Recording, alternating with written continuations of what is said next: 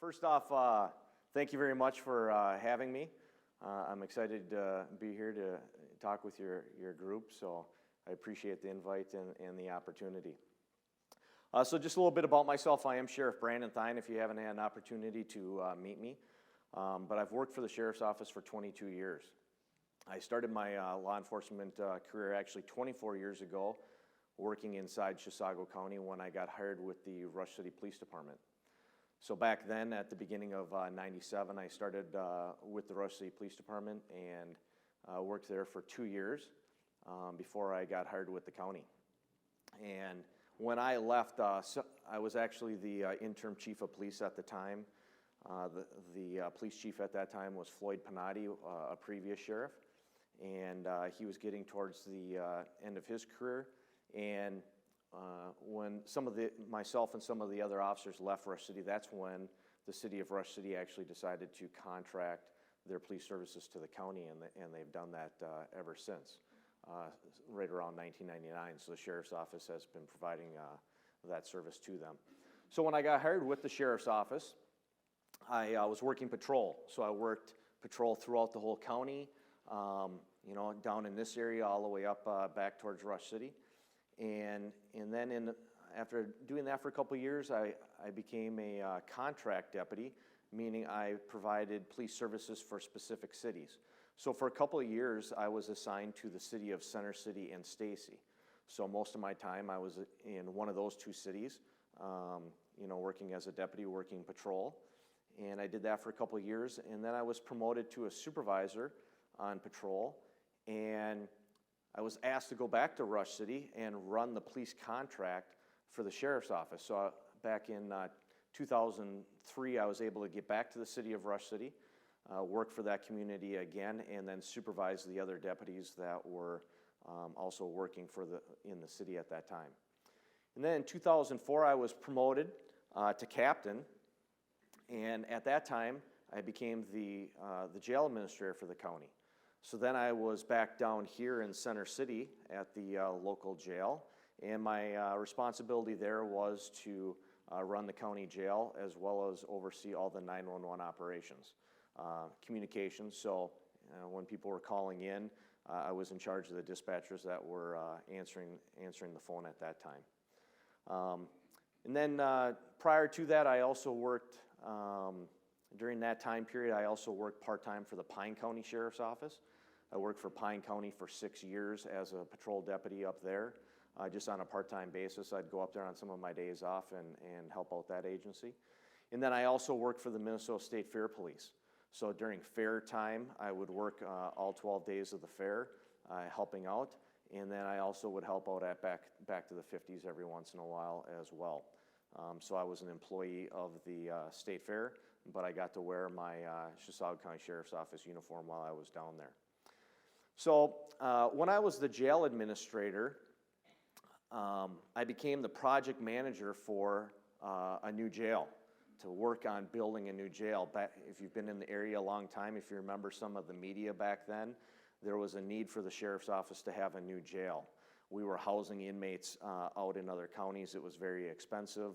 Our facility was getting old, unsafe, different things like that. So I spent a lot of time working with the county and coming up with new plans for a new facility. Fast forward to 2008, we were about to build a new jail, and then it was kind of a perfect storm with the housing recession. We had a change on the county board, and actually jail populations went down. So we didn't end up building a jail at that time. However, we still needed one, so a new sheriff came into office. We also had a new county administrator, and we began spending more money housing inmates out, so that project kind of got reborn. And fast forward, we ended up moving into that new facility in 2018. So we've been in our new facility, our new public safety center, the last 3 years. So while I was the jail administrator as a captain, I oversaw that division. And then in 2016, I became the chief deputy. So that's the number two person for the sheriff's office. I was the chief deputy to the sheriff. So I oversaw all of our divisions within the sheriff's office. So we have a patrol division, We have a administrative division that takes care of some of our administrative things. They also oversee our investigators and also our court security. We provide court security over at the courthouse in Chisago County with armed bailiffs. And we also have security there as well. And then we have a patrol division. So when you're driving around, you see a lot of our sheriff's deputies in our white squad cars driving around. We provide and patrol countywide and answer calls for service in the areas where there's not a police department. And in Chisago County, we have 3 other police departments that we work with, being Lakes area right here, Wyoming, and then the city of North Branch. So as the chief deputy, I also oversaw, once again, our jail division and our 911 center, and then we also have emergency management in the county as well.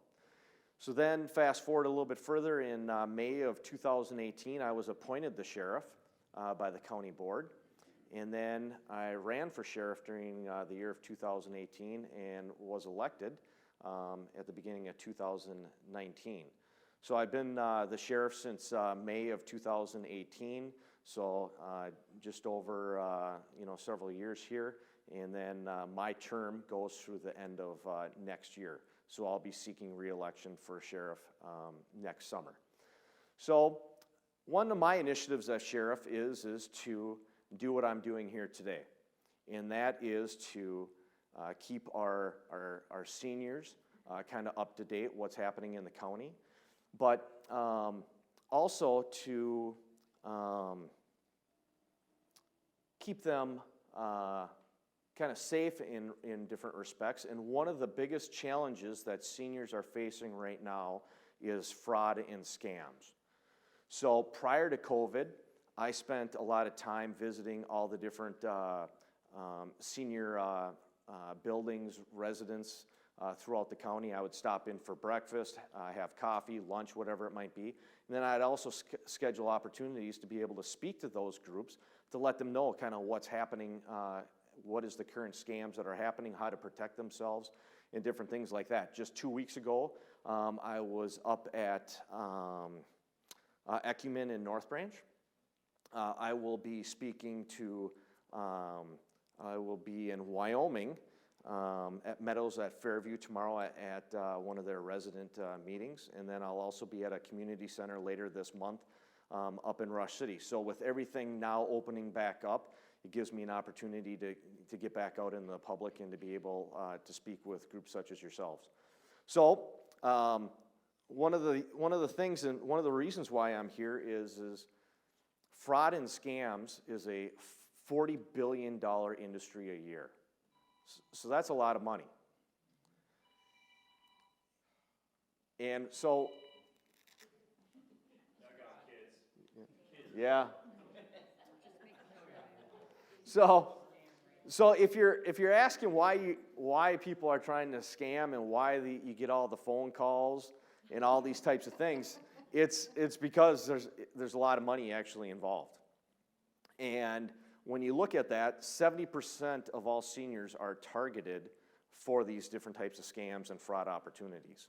And 57% of the victims for these types of opportunity of crime are seniors.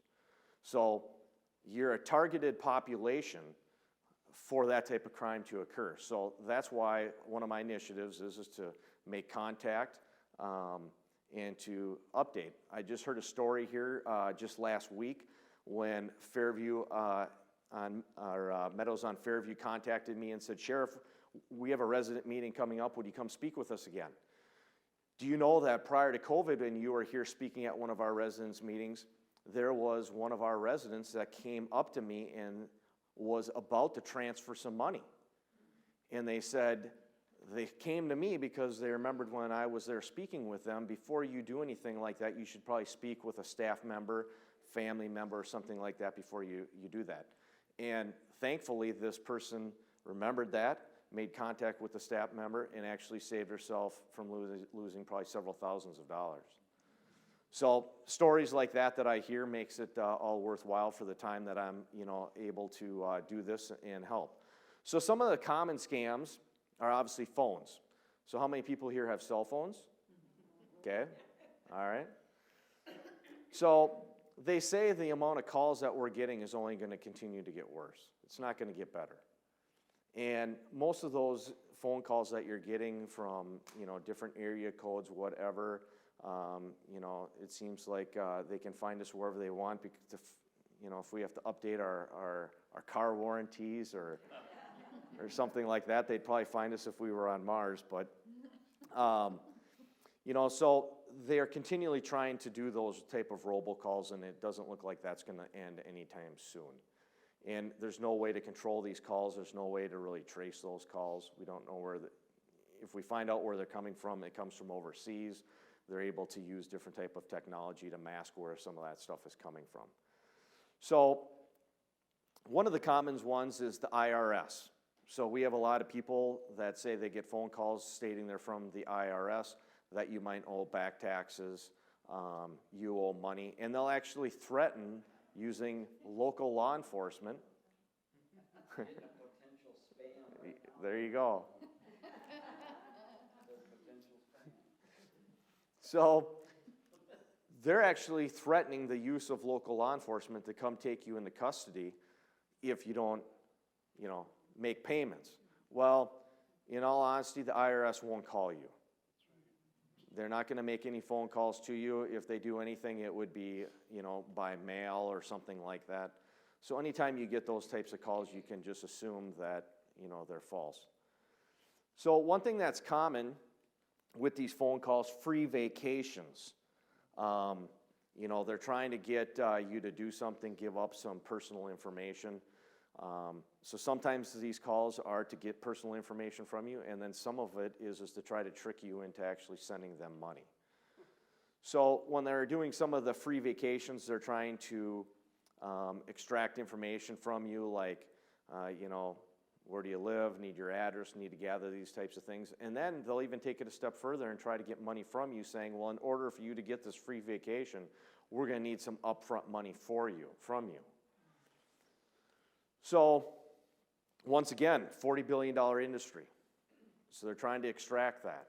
Now, one thing you can remember as I talk about these different situations, some of you maybe have experienced some of them, and some of them maybe you haven't. Some of them might be new. But if you're not falling victim, the next person they call might. So if they make 100 calls during the day and 99 of them are smart enough to hang up, all they need is one person, though, to not be as smart, to maybe fall for that trap. And if they get the one person to do it, they've made their money for the day. So that's why when you question them or something like that, they'll just hang up and they'll move on to the next person, because that's their goal. They just need one victim to fall for the day, and they've made their money. So free vacations is another one that's probably quite common. That's an older one that we see. Some of the newer ones that we do see are fake investment opportunities, that you can invest in properties, stocks, different things like that. Press a key on a robocall to learn more information. So then once you press that key, you get forwarded to someone that's going to try to provide a scam for you. Usually if you're getting a message and they're asking you to press a button, more than likely that's probably not something you should be doing. Recorded messages. Has anyone gotten one where the first thing they say is, "Can you hear me? Can you hear me?" And then you say yes, and they record your voice saying yes.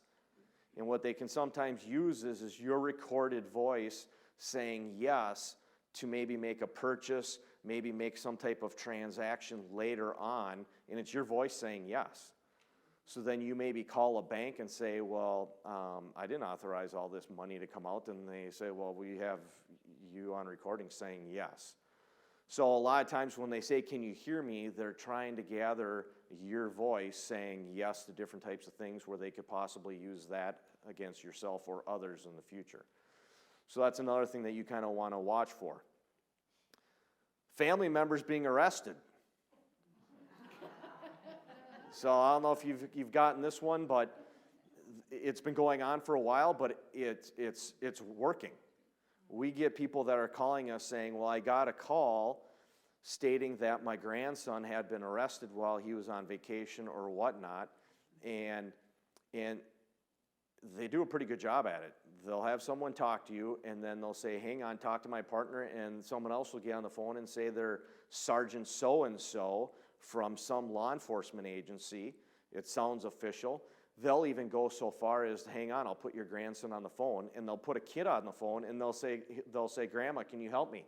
And then they'll take that person off the phone. So people that aren't putting it all together, that maybe they're the grandson, that they should check in on them, what they're trying to do is they're trying to install fear and the necessity to do something quick so that you don't have time to think. You forget that maybe you should just pick up the phone and call your grandson or other family members and ask, hey, where's Johnny? Was he traveling? And what they do is they say, in order for him to get him out of jail, you need to quickly do something, send money, wire money, quickly. And people, when they get into that, they get scared, they get caught up in emotions, they act quickly without sometimes thinking. So another common one for that is that a family member's been hurt in a car crash. Has anyone gotten that one where they call and they state that your granddaughter or your son or someone else was in a car crash and they need medical attention, and if they don't get money, funds, they're not going to get proper medical care? Once again, they're putting fear, they're scaring you, they're trying to get you to do something now. So people that are thinking, oh my goodness, I need to do this, instead of once again picking up the phone and calling to see how their family members are or check in, they'll continually do that all day to find someone that will fall to that trap of needing to do something right now or that fear and send that money. We even heard stories of, let's say, down at Walmart in Forest Lake, people showing up to transfer money, and the workers are there and saying, are you sure? This sure seems like a scam. We see this all the time. And they're like, no, I have to send this money. My grandson's been in a car accident. He's not going to get medical treatment. And they send several thousands of dollars. And that money is gone. It's overseas. We can't even trace it. It goes from one bank account to the next. Becomes a nightmare to try to figure out. So that's the type of things that they are doing is they are trying to get you to do something quickly, not think rationally, and to scare you into doing something very quickly. Another thing that they're doing now is they're asking, instead of just sending cash, is to buy prepaid gift cards. Anytime someone says, well, you can pay me with prepaid gift cards. Well, what happens is those gift cards are no longer traceable. You're paying the money up front to buy that gift card. That gift card can be wired over electronics very quickly. They then basically have that gift card money that they have access to at different various types of locations. That is the number one thing that is actually happening right now with money transfers. They're saying, well, you can just send me prepaid gift cards. We'll accept that. That's a warning sign.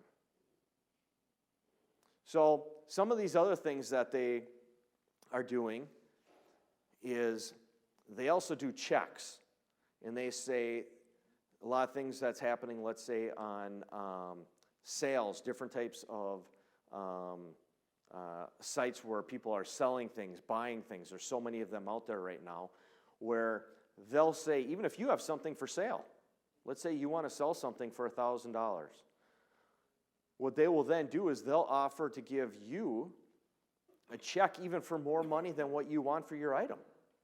And they'll say, well, you give me more cash back with your item. Well, the check that they're giving you is bogus. It's a fake cashier's check.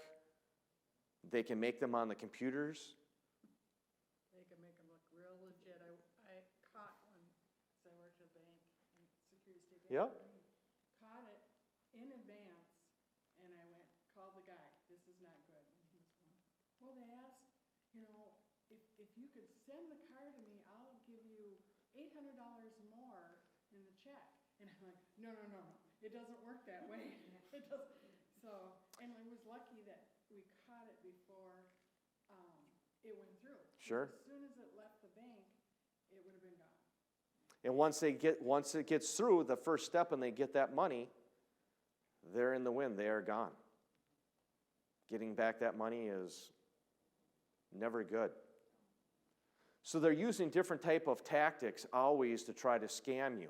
Some things, the one thing that I like to say is if it's too good to be true, you should probably beware. Free vacations, offerings, whatever it might be. How many things in our lifetime right now are that good that it just happens? Publisher clearinghouse. Is it such a thing? Yeah, it is. Maybe there's that one person that might win something, but in the meantime, there's a lot of information being gathered on people. A lot of tricks are occurring with that as well. Another one is I was presenting at a local community center, and someone came up to me with an envelope. They had won the Spain lottery. Yes. But they had to pay the taxes on the money first. Send several $1,000s to get so much back in return. Yeah, there's no other money there. They just want your money to pay that tax, which is just fraud, fake, isn't happening. I had one for a grant that they said I had I could have a grant, but I needed to pay some delivery charges. Sure. Once again, if it's too good to be true, beware. Did you mention what he said? What was he telling you? That he had been offered a grant to receive some money, but in order to receive the grant, you had to pay up some upfront fees. And that is very common. They're promising something that will never happen to trick you, make you feel good. Once again, they play with your emotions, thinking if you do something, good things will happen.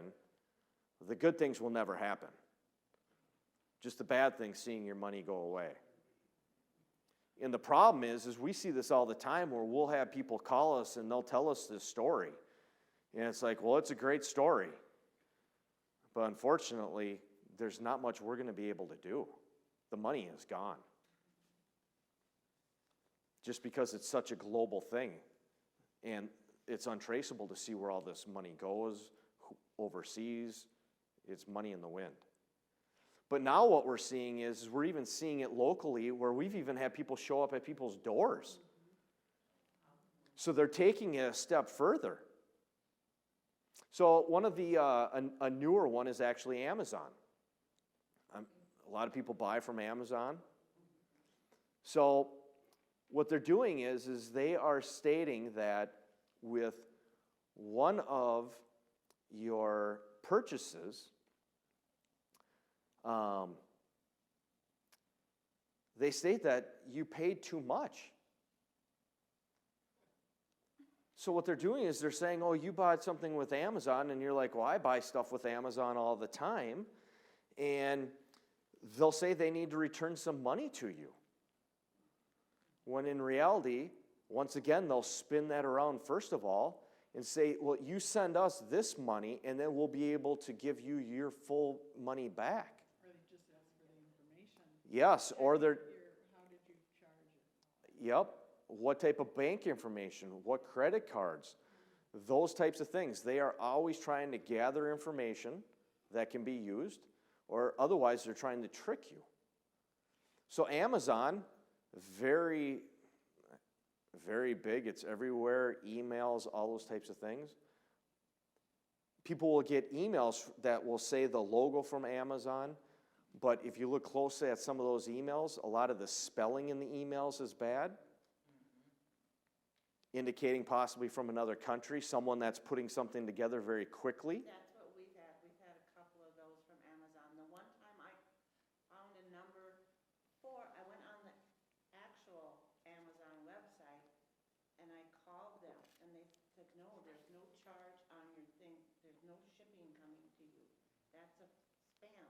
So they gave me an address to forward the bad email to so they could stop it. Exactly. And then I get another one a couple weeks later, a bad one. So as far as them trying to gather your information, there's a lot of that happening, even banking scams. They call stating that you're from your bank. Now, everyone's information is pretty public. They can probably get your name and your address pretty easily. How many of you are on Facebook? Okay. Okay. So if they know who you are and they can get to your Facebook, they can probably learn about family members. So when they call you about your grandson, they might even know your grandson's name. Why? Because you just wished them happy birthday. Whatever it might be. So they can use that intelligence that they can gather from social media, different types of sites, once again, to make it sound so real. We have people that come into the sheriff's office telling us about these stories, but they knew my grandson's name. They knew my son's name. They knew my address. They knew my phone number. They knew the last 4 digits of my social security number. They can find all that information out. So what they'll do is they'll call stating they're from a bank and stating that you've had something occur to your account and we need to confirm who you are before we talk about this so we can save you from losing more money. Which banks don't do that? True. But they know that information. They know your name, your address, your phone number. They'll even state, and we've got your last 4 digits of your social security number as such and such. Can you confirm the first digits? That they don't have. So people give that to them. And then what do they have? They have everything. They can go open up bank accounts. They can get credit cards. They can do they've stolen your identity. And then the possibilities for what they can do to you are endless. And it's a nightmare for these people. It is. Credit goes down. You can't get them licensed even because they don't. Yes, sir. What about the Medicare? I've been getting a couple calls about Medicare. They want some information Yep. from you. So, another one, so getting back to that, I'll have your answer after I talk about, let's say, like even utility companies. We're going to shut your power off. Or that's just one that they're trying to scare you into something, but they'll even state, hey, this is so-and-so from a certain utility company. They might even know what utility company that you have because you're in a certain area. That's pretty simple to figure out. Oh, you're in XL's area. Well, this is so-and-so from XL. Oh, I have XL. Okay, what do you need? Oh, yeah, we have a problem with your account. First, we need to confirm your identity. We don't want to talk to anybody that we shouldn't be talking to. Yeah, sounds great. But then you confirm your identity, and then you're giving them that information that they can use against you. Same thing with Medicare, whatever it might be. So, once again, they're trying to get your social security number, different things like that. So anytime you get those types of calls, you can always tell them, can I get a return number for you? Can I talk to your supervisor? A lot of times, if they're those fakes, they just hang up because they're not going to waste any more time on you because they're going to go to the next person that maybe won't ask for that, try to confirm things, maybe not be as smart, become the next victim, so they'll leave you alone. They'll just move on. But that's different things that you can do. You can ask questions. You can say, you know what, I'm concerned about this. I will contact you. Get a callback number. The problem is sometimes they're spoofing these phone numbers now to actually make it look like it came from the right place. But one thing you can do is for your banks, your utilities, you can go back to your bills, invoices, whatever, and call those numbers back originally to them. How hard is it to say, you know what, thank you, I'll look into this, I'll be in contact with you, hang up, make sure the person that was on that phone, if they're legit, they're not going to care if you hang up and go through the back door to contact them. They'll actually be happy. You're still going to contact them. You're still going to address the issue. So I always say, if it's valid, send me the mail. I want it in the mail. So you can do that, and some companies will. Sometimes it might be time sensitive, where maybe that doesn't work. So you kind of have to, depending on what they're talking to you about, if it is time sensitive, then you could say, you know what, I'm concerned about this, I'll give you a call. You can even write down numbers. You can Google phone numbers, and sometimes it'll pop up scam, different things like that. If I ask them to mail it to me, if they actually do, and it's still a scam, now I can sit there and look at it. You can. More time to process. I'm going to call XL. Exactly. So back to your question, it's, Okay, Medicare questions, different things like that. Get a return number. Get on a machine and figure out a number to call them back. Make sure you're talking to someone official. Get someone, contact your supervisor. Different things like that. If you take those extra steps, typically it should be legit. Because normally the people that are trying to scam you, at a certain point, they're going to give up and move on to the next one. So computers are a big one. We get emails, fake emails. We get a lot of tech support saying your computer is infected. It has a virus. We can help you. Just give us access to your computer. A lot of people fall to that one. Computers have viruses. They can actually then, once they can get into your computer, you give them a password, they can remote into your computer. Then they have your information, they have access. You can actually see them doing things on your computer. They're in your computer. It seems legit, but what they're trying to do is not good. You know, phishing emails where they're saying, click on this. Oh, to get this great deal, click on this. Well, sometimes by clicking on some of those things, they then can enter your computer. Working for the county, we have a lot of security on our computers, a lot of law enforcement data, private information, confidential information. We get training all the time about, if you don't know who from this email is from, either call them to confirm what it is. Don't click on anything that looks suspicious, even if it looks like it might be something. If you're not expecting it, if you don't think that it's something that is actually pertaining to something you do, don't do it. I bet I get an email every week stating an email from the HR department, click on for this new policy. Update your information for your automatic payments for your paycheck. We have a banner that comes across all of our emails that will let us know if it's from outside the organization. The email looks like it came from my HR director. Her name, everything, they know my position, but the banner says it's not from the county. And that's the only reason why I know it's not from the county. So that is something that is happening every day to county employees, people that work at different various organizations where that information could be used. You have to be smart. You have to slow down. Our world is happening so fast, different things like that. But in reality, if you don't answer that one email or if you don't get that special deal, once again, if it's too good to be true, they're probably trying to get something from you.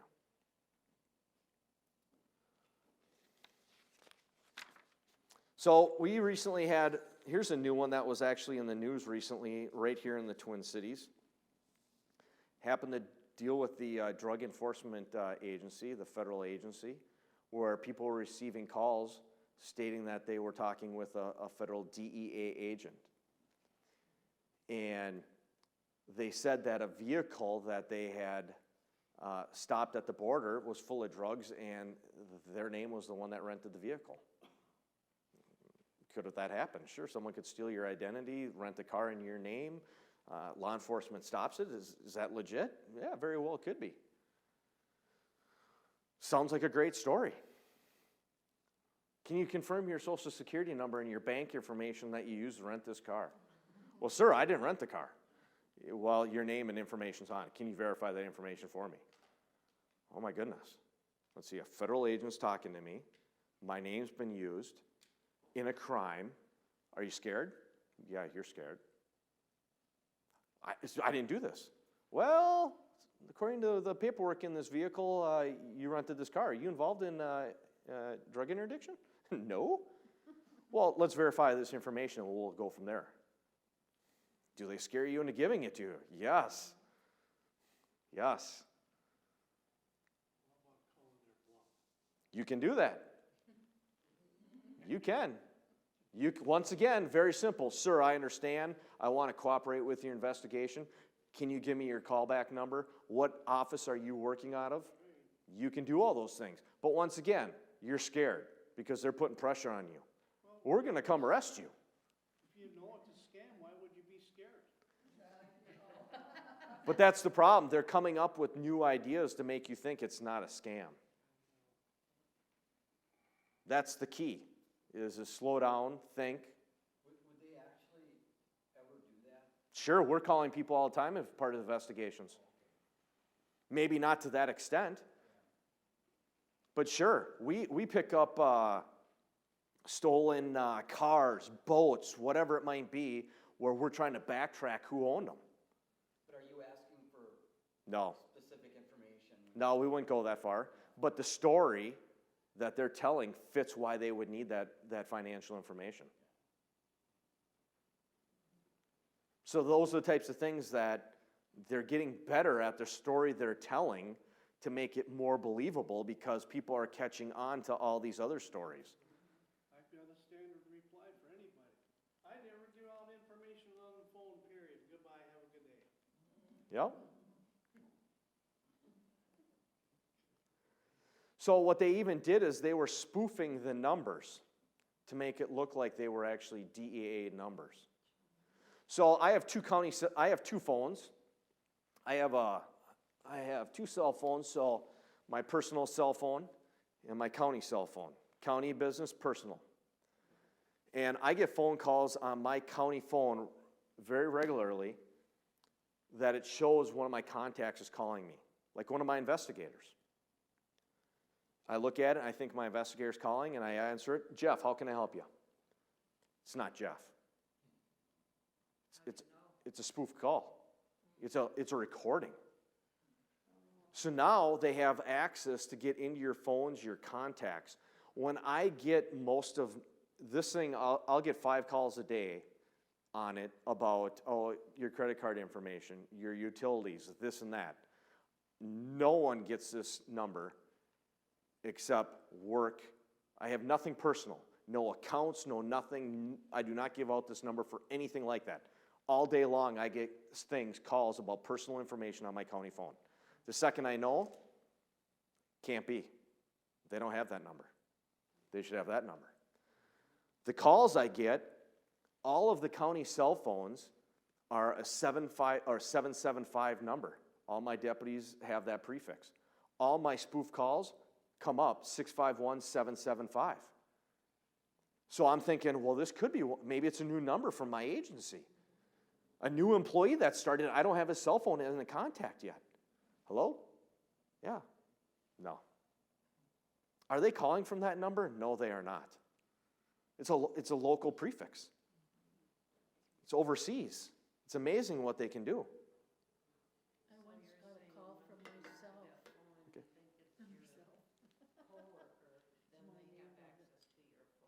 Well, they don't. They have access, and so they're getting me to answer those calls. But if you do mistakenly answer, like you said, yeah, Jeff, what do you need? Yep. Then a recording will start, or they'll say, "No, I'm sorry, this isn't Jeff. We're calling about so and so." But it's a prank. Yeah, right, okay. I'll bring something else up if I might. How many people go to their email and they have so much junk on it they can't get to their messages? I solved that problem. I got 2 separate emails. I use one email for my home use, my personal friends and family. And the other email, anytime I do anything online, that's the email that they get. It separates my junk email from my regular email, and it works really great. So yeah, there are different techniques that you can do with email. You can sign up for do not contacts. There's different services out there that you can sign up. And typically, do they work to a point? They work against the legit companies from contacting you. So it cuts down on the amount of calls from credit cards, whatever it might be, emails. They're not allowed to, but those are the companies that are playing by the rules. So when you do opt-out services, like if you get a credit card thing in the mail from Discover, let's say, if you read it on the back, it will say, if you want to opt out of these inquiries, you can do that. Well, you can do that. And you're not going to get something from Discover or Capital One. But the people that are doing illegal activity, they're not part of the opt-out program. So you're still going to see that. So you still have to be on top of what you're doing. So, mail protection. Real quick, mail. We stop people in this county. Cars are full of mail. They're stealing people's mail. They drive around. Actually, one of the biggest things they do is they drive around looking for flags up, because that's good mail. That's because it's already got your information on it. It might be a check, might be something that you're sending out, including that personal information, but they'll steal the incoming mail as well. So real quick, I had a guy once call me and said, I was working patrol at the time, and he says, Deputy, I have a problem. There's $20,000 in my account that I don't know where it came from. Well, that's maybe a good problem. But suspicious, yes. What they were doing is they were going and stealing people's mail, and you get the credit card checks that says, oh, you can use this check at this low interest rate. They were writing the checks out, feeding this gentleman's bank account. And then they had already stolen his identity. So they had made fake checks with his name on it, his account, everything. So they were off spending money out of his account, but they were feeding that account lots of money. No one's going to ask any questions. Why? Because the checks were going through. The funds were there. Thousands of dollars, buying things.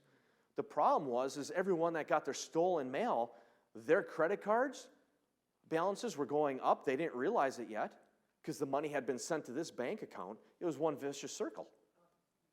So the guy's like, I've got $20,000. I don't know where it is, and there's transactions coming out of my account every single day for big money I'm not doing.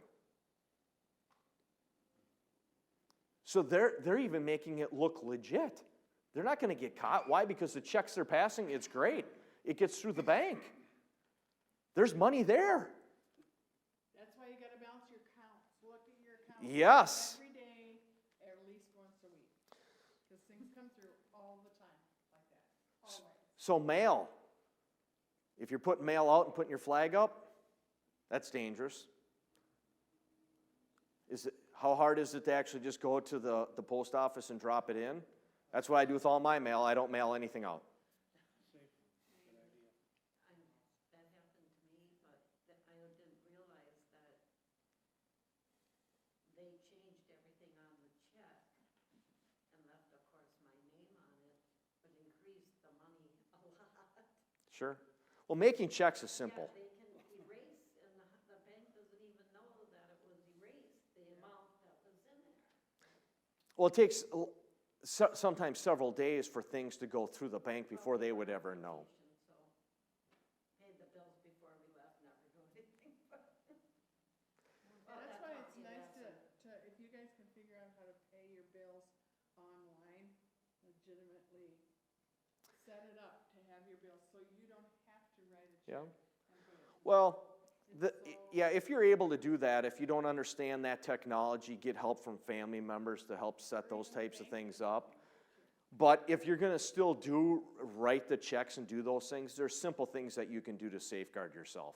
And some of those things are very much, don't put those actually in the mailbox. Put them in a post office mailbox so no one has access to get that check to begin with. So,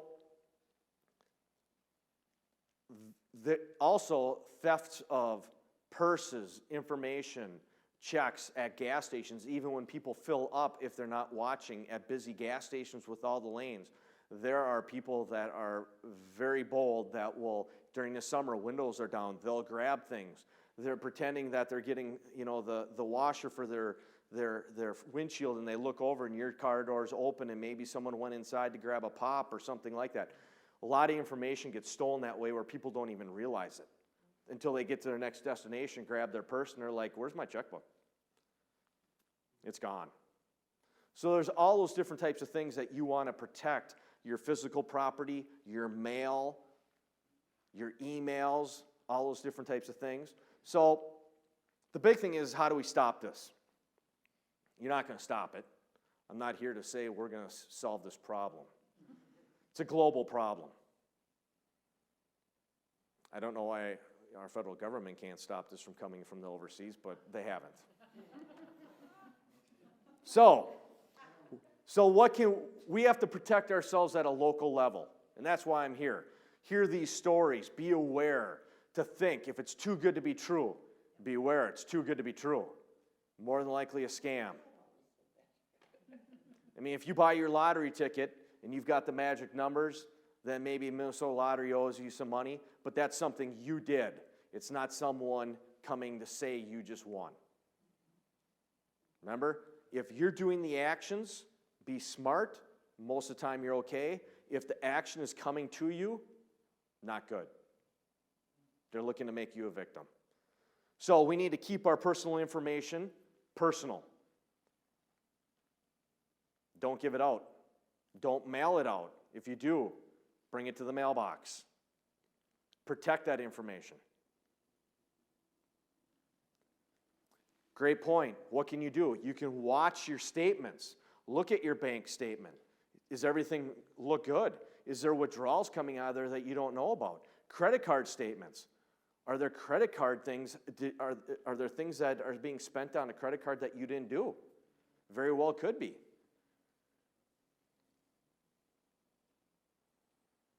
A lot of credit card scam going out there.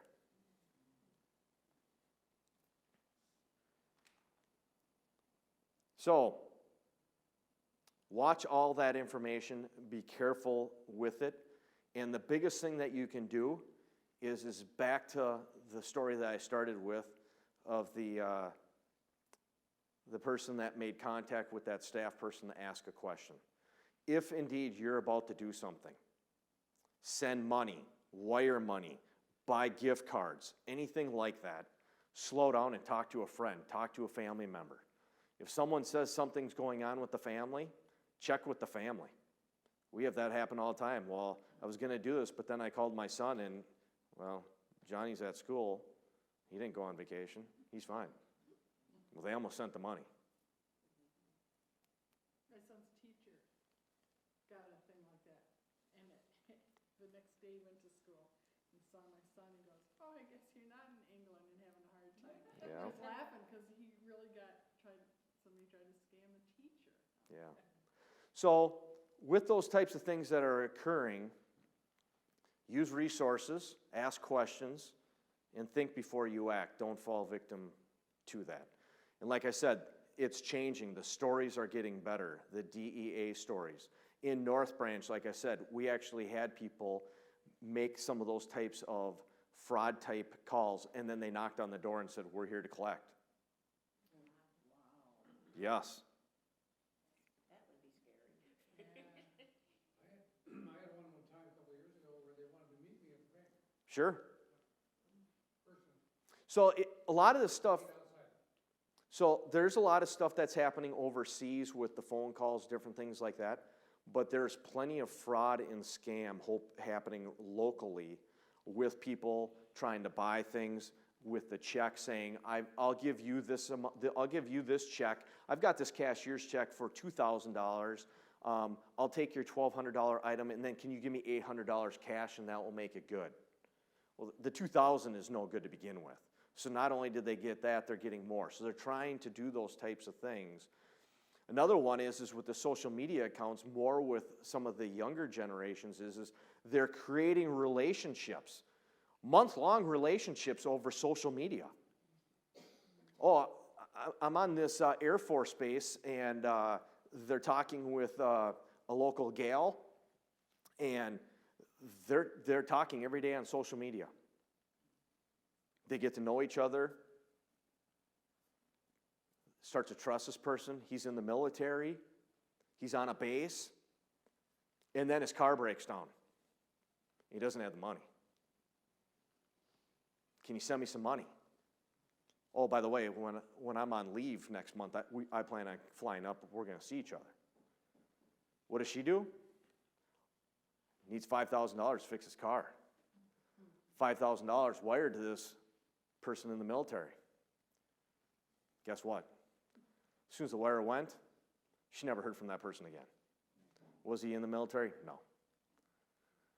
Did he spend enough time to build that relationship and trust? Yes, he did. Did he probably do that to about 15 other people at the exact same time? Because he's at home on his computer doing this, and this? Trying to find that one person that will do it? Yeah. Her $5,000, gone.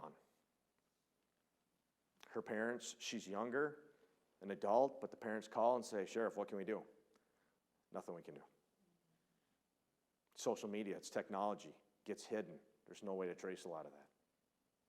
Once again, we could talk about all kinds of different stories. Some of the things that I talked about today are some of the more common ones.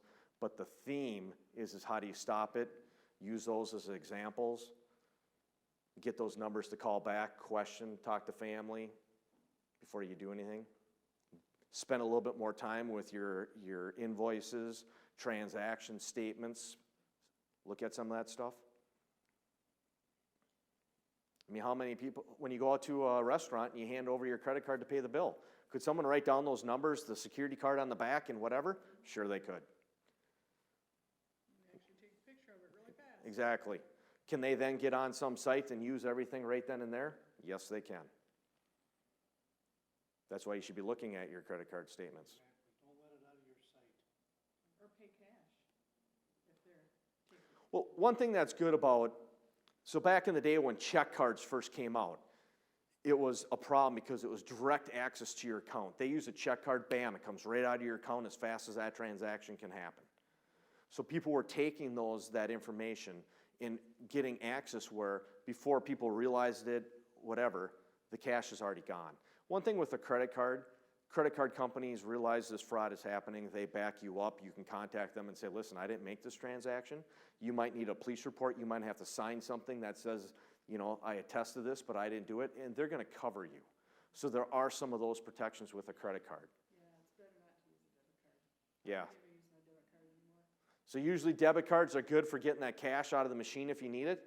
But to be using that on a daily basis, it's harder. You have a lot more transactions that are happening on a bank statement, harder to track, versus a credit card, definitely safer. Even Target, a few years back, Target got that scammed, I don't know if anybody remembers that, where they got a lot of information from Target. And even us as employees, I never went to Target, I went about the coast. And they go, nope, you're safe.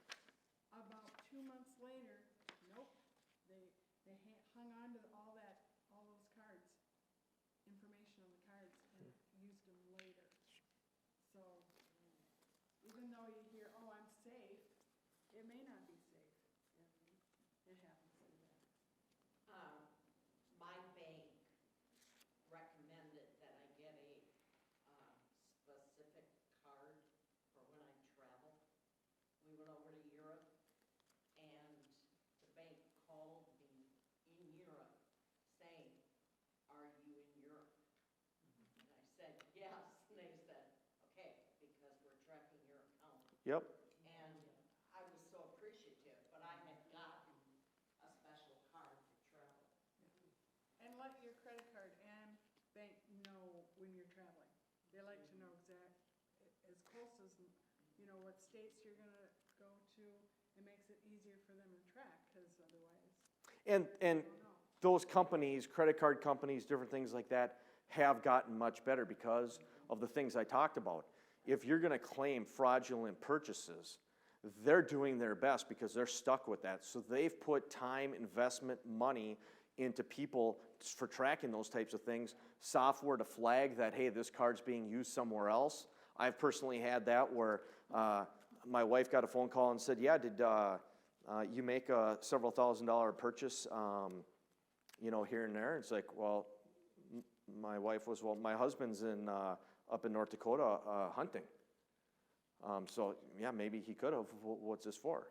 Well, it was a several $1,000 purchase for a company that I can guarantee you I wouldn't have been buying from. And so my wife laughed and says, yeah, no, that's not my husband. I don't even need to call him on that one. So they stopped the purchase. So they are doing better at that. So I did bring some resources with. They're back on the table, so when you're leaving, if you want to, you can gather, take whatever you want. But there is one, Senior Fraud, and inside it talks about some different cons, scams, how to avoid them, some of the things that we talked about. Also, different things that we didn't talk about, like repair work on homes, people stopping out, different scams like that. There's definitely a lot out there that you should be aware of. For drive safely, so there's some information on driving that you can take a look at. We also have personal safety, that's talking about internet identity theft, ATM security. So there's that. And then household safety, about different things like that, fire hazards, electrical hazards, different things. So if you want to take these resources and read them at your own time. I also brought some stickers. We have some stickers that are for emergency responders. So if you have family or if you're hard of hearing, deaf, you can put these on your car window. So if law enforcement makes contact with you, it kind of gives them. Diabetic, same thing. You can put these on at home on your refrigerator or at your car, whatever you'd want to do. We also have some, so if we have Alzheimer's or dementia, so if there'd possibly be some communication errors or something like that, you can stick these to different types of parts of your home, cars for family, friends, whatever it might be. So there's some stacks back there that you can take if you'd want to use them or hand them out to others. I also have some bag clips with magnets, so you can put things on your refrigerator, and it's got the Sheriff's Office non-emergency number right on there. Same people that answer 911, that 257-4100 number that is on that magnet that you can put on your refrigerator. You can contact that if you need to speak with law enforcement, whether it's the city police or the Sheriff's Office in Chisago County. One thing, as the sheriff, I provide 911 communications to everyone in the county. So if you call our non-emergency number based on where you live, we'll get you the right law enforcement agency to answer any of your questions that you might have. If you think you're being conned, part of a scam or anything like that, have some questions, give us a call. An officer or deputy would be happy to talk with you and answer any questions that you might have. Or if you have any other types of questions or problems, you can contact us with that. Otherwise, if you have an emergency, obviously call 911, and we're only one call away to help you with whatever you need with that. It's already 10:20. We've covered a lot. I get one question for you. What do you do for people? My husband's so gullible, it drives me crazy. So people that come to your door and say, oh, the storm, we can, Yep. we can redo your roof, have it checked, or we've had numerous. It's a great question. So there's a couple things you can do with that. If you think you have damage, I mean, you can see what company they're with. You can say, you know what, I'll be in contact with you, and then you can research those companies with the Better Business Bureau. There's state resources out there that you can even do online, where you can learn if there's a lot of fraud or a lot of complaints against a certain company. A lot of those fit those construction companies where they pop up. They just create them for these different storms. They come in, they get people's money to do roofs, and they say, we'll put you on the list, and then they never come. Different things like that. That is tracked through, the state has resources to track that, which you can get that information from. So before you make any big decisions, write any checks, you can do your homework. Can I get a list of references? Different things like that. You can background those companies. You can also say, well, you know what? Besides that, maybe there's the one company that knocks on your door. Maybe you pick up the phone book or you look online. Who are some of our local resources right here in our community? We have a lot of contractors right here in Chisago County that a lot of your friends have used. Hey, who did you use to do your roof? Stop them. You tell them to leave. Yeah. And if you don't, you call us. My husband likes to chat. Yeah. Oh my gosh, he almost. Well, you can chat. He almost got scammed on. Our garage door was open, and this guy came and he said, "Oh, I have extra. I can redo your floor in your garage." And I'm going, "Who the heck is he talking to?" I go out, and he goes, "They're chatting away, and it's like they're best buddies." And I'm like, "No." I said, "No, we don't need to do this." And he goes, "Well, she's the banker." So. But he kept at it. Yeah. And I walked in, and of course this is in Arizona, but can happen here too. So In there, communities. And finally, the guy got so frustrated because I kept saying, "No, we don't have the money right now," that type of thing. And so he finally left, but I was going on Facebook Facebook and they were saying, don't do it, don't do it, it's a scam. He may put sealant on your garage but you'll have, it costs you more to, you know, So, it was I'm gonna just interrupt like- you real quick. So I know that the sheriff has another commitment this morning. And so I don't know, if you got a second, you got a boogie, what do you got going right now? No, so is there any other questions or comments? I think will affect everybody here, but Okay. it's off topic. Many people are dropping their landline at home. Yep. Is there a service where I can put this phone number to the county so that when I call 911 in the middle of the night, my house is on fire and I'm having trouble saying my address, that it would automatically associate this phone number with my home address?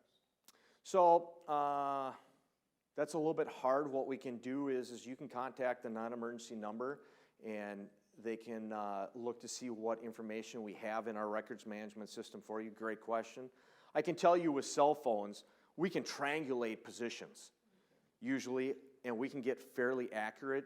Because my house is on fire, I ain't got time for that. Well, if you call, the cell towers can triangulate where you're actually at. Yeah. But what you can do is, if you want to do that, you can contact the sheriff's office and say, this is my name, this is my address, and I want you to put my cell phone number in your records management system. So when that phone number comes up, we can then research our records management system. We can put a phone number in, and any of our name files that would have that number, your name, address would pop up. So, no, that's a very good question. So. I never get telephone calls that I don't want. One time my son-in-law said, Jerry, if you don't recognize the number, don't answer, and if it's important, they'll text you or do some, Sure. find you some other way. So I just don't get those calls. So you don't have to answer any call that. I don't recognize it. Exactly. So if you have a small community of people that you've got in your phone, then one thing a lot of people will do is if it's not the caller ID, that it's family, close friends, whatever, they just don't answer. So there's no chance to fall victim. So that's a very good strategy.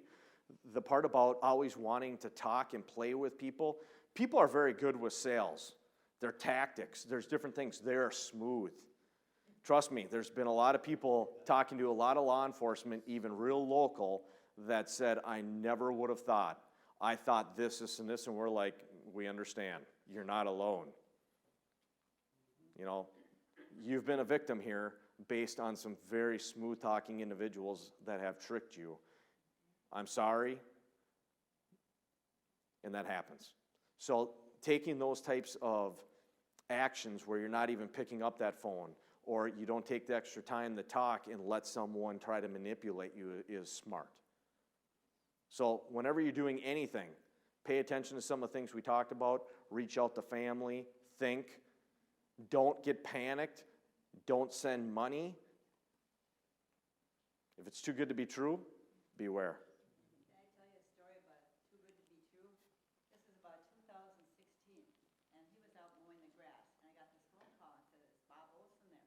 I said, well, he's out mowing the grass. Can I take a message? Oh, this is your day. We got good news for you. You just won, I believe it was $800. And I said, oh, really? Where do we have to? Oh, then they said, but there's one catch to it. You have to take a trip. And I said, where is it? Disney World or, you know, where can we? And you can take it any place you want, but you got $800 for the trip.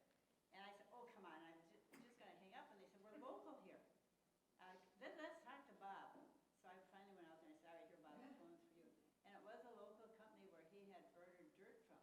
And once a year, they put all the clients' names and drew out, I don't want to say Sure. the name of the company, but they drew out a name and they won this trip. So all you have to do is come down and pick up the check. So we go down there, and there they are with the check and the photographer there, and they took our picture and put it in the paper. This trip was dirt cheap. Yeah? Just the opposite of dirt cheap. Sure. But they did identify themselves. It's just, I just took it for granted. It was a scam right from the beginning. I'd like to know, how much resources and time do you guys spend on all this stuff? You know, we generally think that, oh, you're out there pulling people over speeding and, you know, somebody's on drugs and these kind of things. But there's gotta be a lot of resources spent on that. Yeah, so the sheriff's office, we're the largest law enforcement agency in the county. I have 6 investigators that are obviously working on burglaries and could be homicides, you name it, we work it. But we do spend a lot of time on some of these scams. One of the problems that we have, though, is, like I said, if you fall victim, a lot of those investigations, they're not going too far, unfortunately. If it's someone local, where someone knocks on your door, or it's something regional, where we can actually do something, where we can go talk with someone, we can share pictures of someone, because, you know, like a Ring doorbell had someone knock on it and we see a person, we can put that out to other law enforcement and say, hey, we're looking for this person for this reason. We can do things with that, but when it's these phone calls that says, you know, your grandson has been whatever, and send money, send gift cards, all those types of things, that money is gone. That investigation is short-lived. Let's say the sheriff's budget, you take the whole thing, is it half? No. Quarter? No. And then the other thing is that on credit cards, I get quite often, I would guess that a lot of these people here do also, get an email that says your credit card is about to expire, so now you renew it. You don't know if that's legitimate or not. Well, once again, you can contact your credit card company, look at your credit card. If it's about to expire, you call them and say, you know what? Typically, they send you new cards automatically, you know, those types of things. So once again, if you kind of look at what's happening there. And so one thing I want to do before I forget and before I end is Maranatha here in Chisago City recently donated just over $4,000 to the sheriff's office. And I tell you what, on behalf of everyone in the county, the sheriff's office, all of our staff, we are so appreciative of that donation to our office. One of my initiatives was to be able to put out less lethal options for our deputies on the street to deal with emergency type situations, people that are suicidal, in crisis, whatever it might be, people that are armed with knives, different situations, so that we have other options besides the taser and, let's say, a handgun or a rifle to deal with these situations. So what we had done is we were able to get, we had gotten 12, they're called 50 millimeter launchers that basically shoot a racquetball rubber ball at someone very accurate, very high speed. It hurts when you get hit. But what it does is it allows us to engage someone from a distance that might be trying to harm someone else, others, deputies, our canine, whatever it might be. And it's another option for us. And what your donation did was we were able to buy locking weapon rack systems for our vehicles in our trunks, where we could actually put these launchers, 10 of them, in marked squad cars that are sometimes assigned throughout the county. So what that does is it allows us to have those launchers secured in a specific location. So when it's a high-stress situation, we're not grabbing the rifle out of the front seat or grabbing the launcher where it's not locked or something like that. So A, it protects us in our squad car. And two, it's another thing that our deputies have to actually physically do, thinking about what weapon am I grabbing, why am I grabbing it, what's the situation, so we don't have an accident of something happening that shouldn't. So that was the last component that we were looking for that initiative, for those launchers. So from everyone at the county, including the county board, I presented to the county board this donation. They accepted it on behalf of the county. They were super excited about it as well. We are, before we came in here, there's a lot of comments showing appreciation to the sheriff's office for everything that we do in the community. I can tell you that it has been a rough year for law enforcement. In the last year, there's been a lot of things that have been going on, a lot of negative out there, but I can tell you we are very fortunate here in Chisago County to have residents such as yourself to show the support that believe in what we're doing. I can tell you from myself, I love serving the residents of Chisago County. You guys are great. Our community is great. So we're happy to be out here. We love the support, and we definitely appreciate it. We're not going anywhere. We're only one call away. I have a lot of other initiatives that I could talk about. If the group would want me to come back, I can talk about some different things as well, so whatever it might be, an update about the sheriff's office. I can talk about mental health, jail, different things like that. If you ever want a tour of our building, your group could come over and we could do that as well. So I just wanted to say thank you very much for, once again, the invitation for having me here. Like I said, if you have any questions, comments, concerns, make sure that you're reaching out to family, friends. What I would sure hate is, that you'd fall victim. So share what you learned here today with some of your other friends and things like that. And definitely grab those resources in back and go from there. So. I got this ticket here that. Hey, let's give the sheriff a hand.